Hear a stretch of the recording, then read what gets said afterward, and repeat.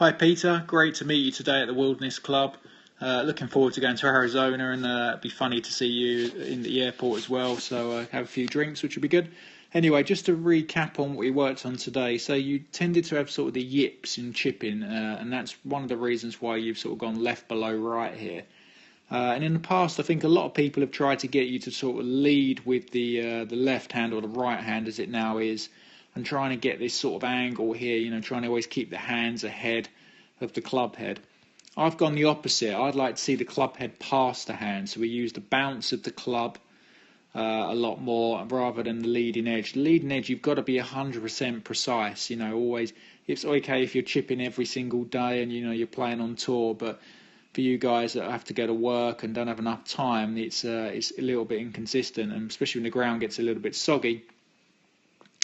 It's very likely you're going to fat it, and then because you fat a few, you start thinning a few, and that's sort of where the yips comes from, is just not allowing for any bad lies and bits and pieces. So we just run through your action for me. So we've got left below right. We can see here everything looks okay.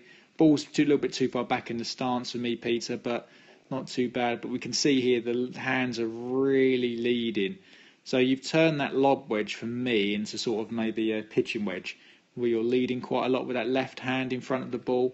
So if you're bang on the money and get the timing right, it's going to be a good shot. It comes out a little bit low with a little bit of check, but we can see there you're really sort of leading with that left hand coming into impact, and we can see this left arm for me here sort of goes away from the body.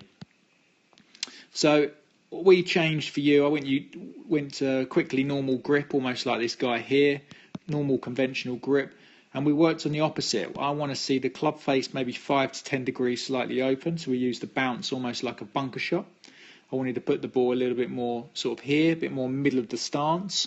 Okay, setup was the same, and if you look at this guy here on the right, as he goes back, you'll see as he comes through, you can see the club just slides underneath the ball. So he's using the bounce on the club there, and we can see here the club is a long way in front of the hands. So the club has passed his hands quite a lot. So the club just slides under. He makes no divot, and that's the thing I showed you. You can hit the ground very, very hard with the sole of the club and not make any turf. So we're trying to feel really soft grip, Peter, and allow that club head to pass your hands. It almost feels like a flick for impact, but we can see here that club head definitely is passing his hands. Even at impact, we can see there that club head, one more frame, will go through. You can see it's definitely ahead of his hands if we draw lines on it, so we can see there.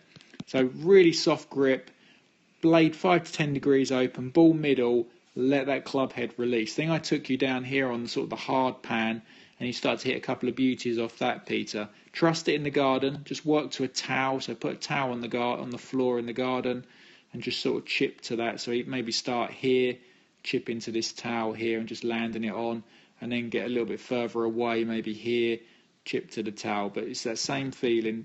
Conventional grip, ball middle, light grip, and then let that club head pass. I want to see the club head. We're coming into impact. If that was impact where you are now, I want to see the club head down here. Okay, hope that all